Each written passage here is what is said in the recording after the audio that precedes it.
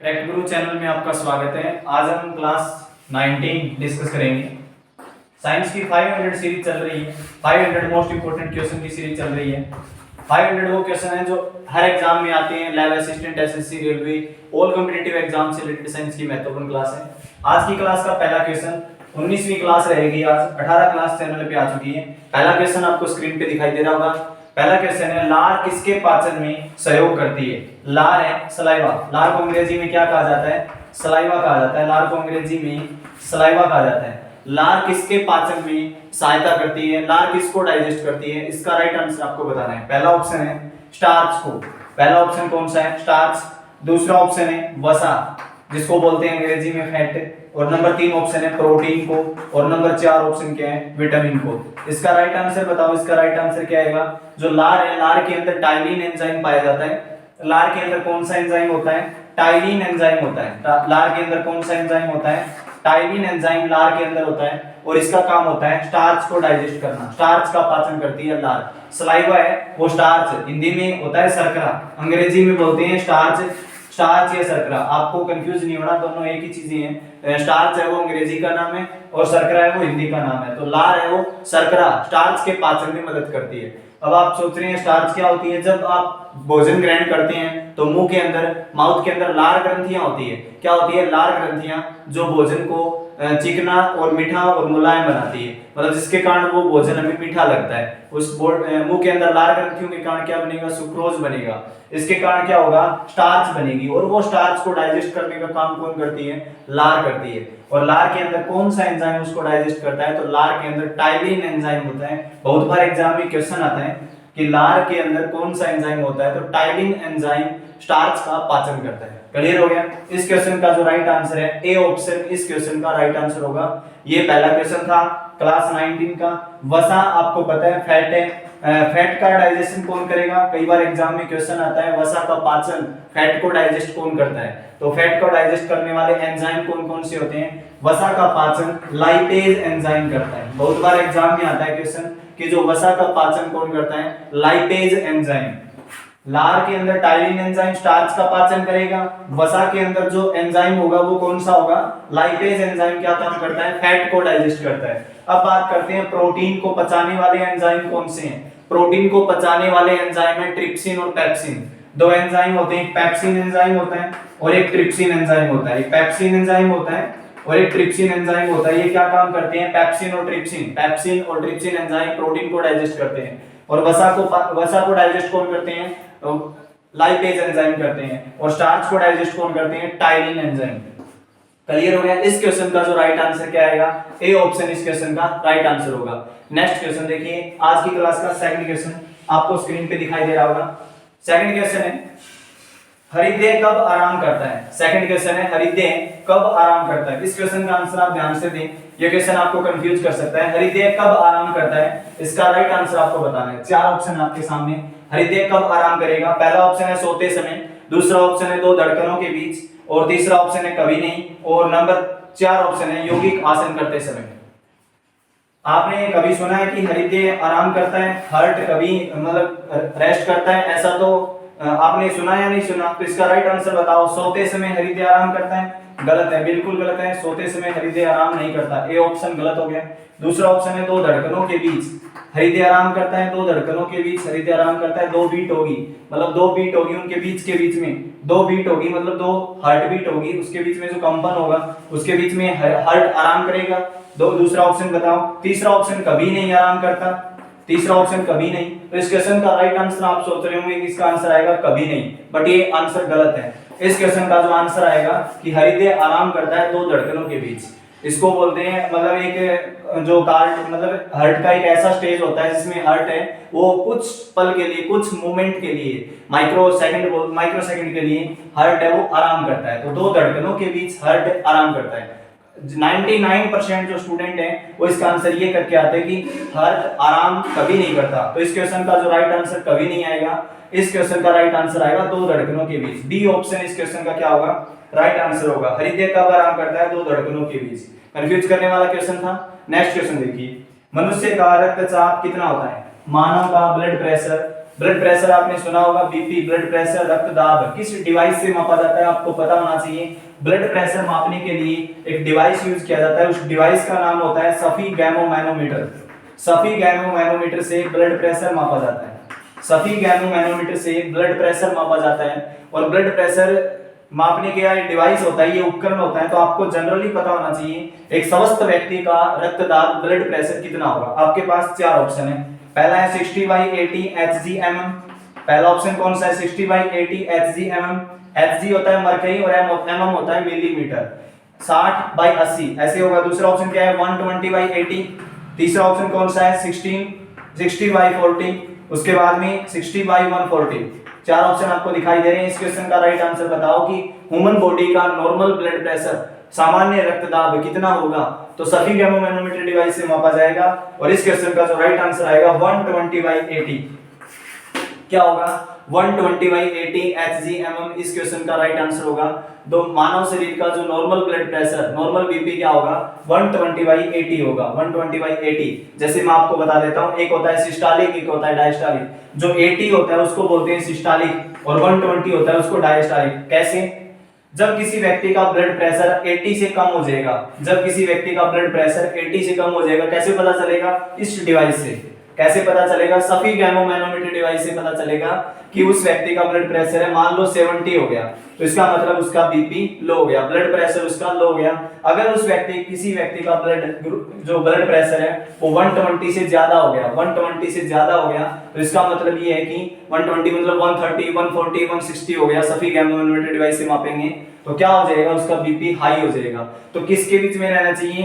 80 और 120 के बीच में ब्लड प्रेशर क्या होता है? नॉर्मल होता है। आपको इस क्वेश्चन का राइट आंसर पता चल गया। इस क्वेश्चन का जो राइट आंसर आएगा 120/80। इस क्वेश्चन का जो आंसर है बी ऑप्शन इस क्वेश्चन का राइट आंसर होगा। ये तो है ब्लड प्रेशर को मापने वाला डिवाइस सफीगैमो मैनोमीटर। कई बार एग्जाम में क्वेश्चन आता है कि मानव शरीर की जो हार्ट बीट है, हृदय की धड़कन को किस डिवाइस से मापा जाता है? तो इसका आंसर आप बताओ स्टेथोस्कोप से। किससे मापा जाता है? स्टेथोस्कोप।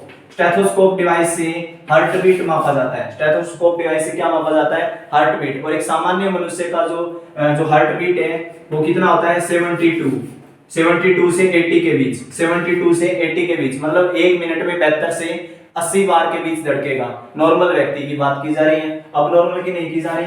तो स्टेथोस्कोप डिवाइस से हार्ट बीट मापा जाता है और सफीगैमो मैनोमीटर डिवाइस से ब्लड प्रेशर मापा जाता है। आपको समझ में आ गया होगा इस क्वेश्चन का राइट आंसर क्या आएगा। इस क्वेश्चन का जो राइट आंसर है 120/80 आएगा ब्लड प्रेशर वाले का।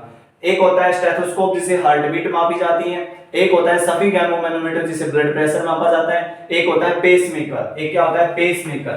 पेसमेकर क्या काम करता है? हार्ट बीट को कंट्रोल करता है, हार्ट बीट को कंट्रोल करता है पेसमेकर। ये तीनों डिवाइस एक साथ यूज होते हैं, आपने कई बार डॉक्टर को यूज करते हुए देखा भी होगा। इस क्वेश्चन का जो राइट आंसर क्या आएगा? बी ऑप्शन इस क्वेश्चन का राइट आंसर होगा। नेक्स्ट क्वेश्चन, जब एक व्यक्ति वृद्ध हो जाता है तो उसका रक्तदाब क्या हो जाता है? मान लो कोई व्यक्ति, नेक्स्ट क्वेश्चन आपको दिखाई दे रहा होगा, जब कोई व्यक्ति वृद्ध हो गया, बूढ़ा हो रहा है, तो उसका ब्लड प्रेशर क्या होगा? ऑप्शन है आपके सामने, 4 ऑप्शन है, क्या होगा? बहुत आसान क्वेश्चन है।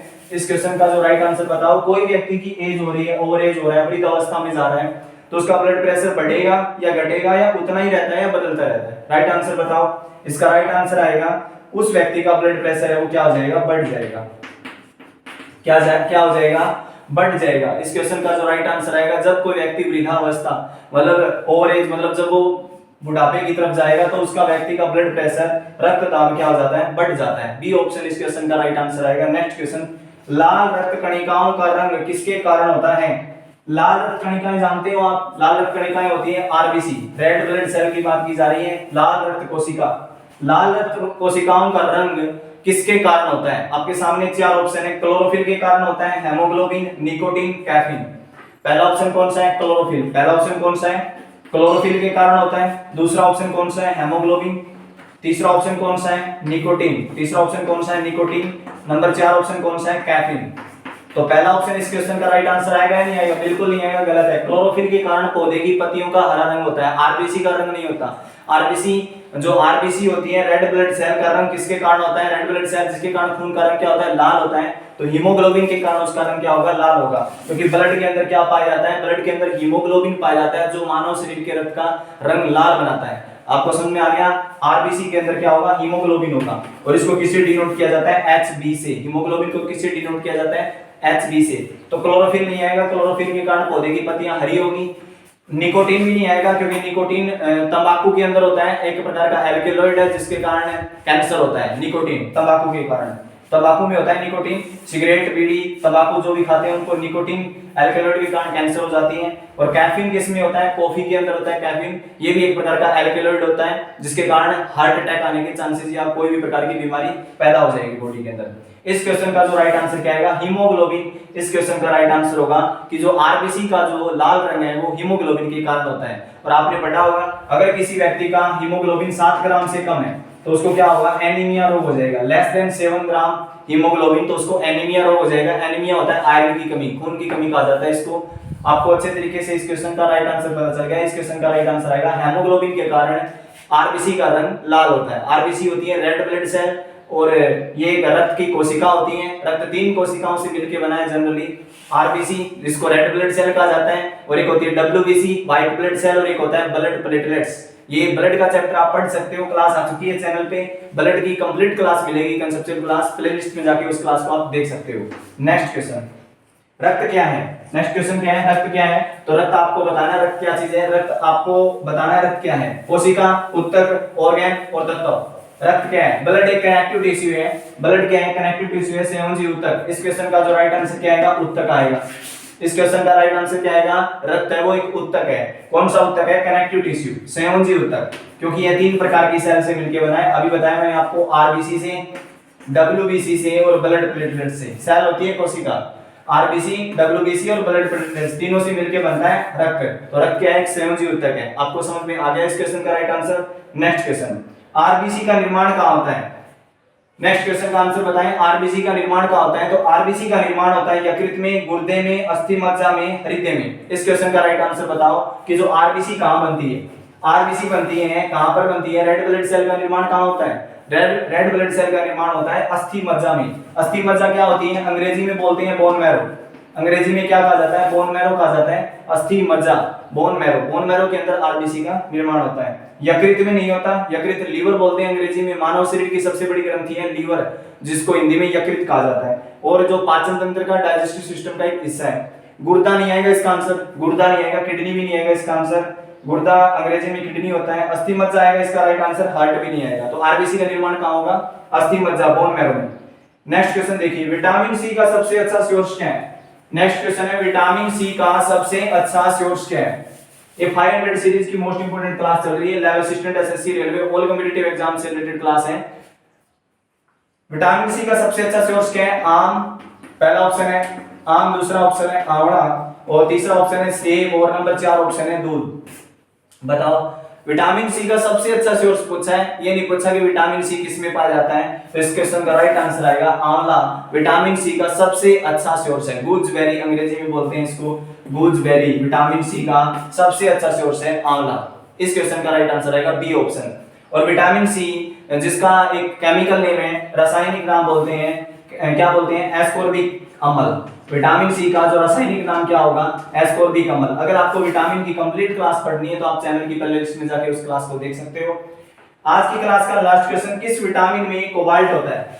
किस विटामिन में कोबाल्ट होता है, इस क्वेश्चन का राइट आंसर बताओ। कौन सा ऐसा विटामिन है जिसमें कोबाल्ट पाया जाता है। तो पहला ऑप्शन कौन सा है, पहला ऑप्शन है विटामिन बी के अंदर कोबाल्ट होता है। दूसरा ऑप्शन है विटामिन B12 के अंदर कोबाल्ट होता है। तीसरा ऑप्शन है विटामिन B2, हाँ पहला, दूसरा vitamin B2, number 3 vitamin B12 और नंबर 4 है विटामिन K। इस क्वेश्चन का राइट आंसर बताओ, किस विटामिन में कोबाल्ट होता है। तो आपको जनरली पता होना चाहिए जो विटामिन B12 में कोबाल्ट होता है, किसमें होता है, विटामिन B12 में कोबाल्ट होता है, जिसका कैंसर रोग के लिए उपचार किया जाता है। विटामिन B12 का यूज किसमें होता है, कैंसर रोग के उपचार के लिए किया जाता है। तो विटामिन B12 में क्या होता है, कोबाल्ट होता है। B2 में नहीं होता, B में भी नहीं होता और K में भी नहीं होता। तो इस क्वेश्चन का जो राइट आंसर क्या आएगा, सी ऑप्शन इस क्वेश्चन का राइट आंसर होगा। विटामिन की कंप्लीट क्लास आपको चैनल की प्लेलिस्ट में मिलेगी, आप उस क्लास को देख सकते हो। अगर आपको ये क्लास अच्छी लगी तो आप हमारे चैनल को सब्सक्राइब, लाइक, शेयर करें। अगर आपकी कोई एग्जाम से रिलेटेड क्वेरीज है तो आप हमारे टेलीग्राम चैनल से जुड़ सकते हो, इसका लिंक है डिस्क्रिप्शन में दे दिया गया है। Thank you.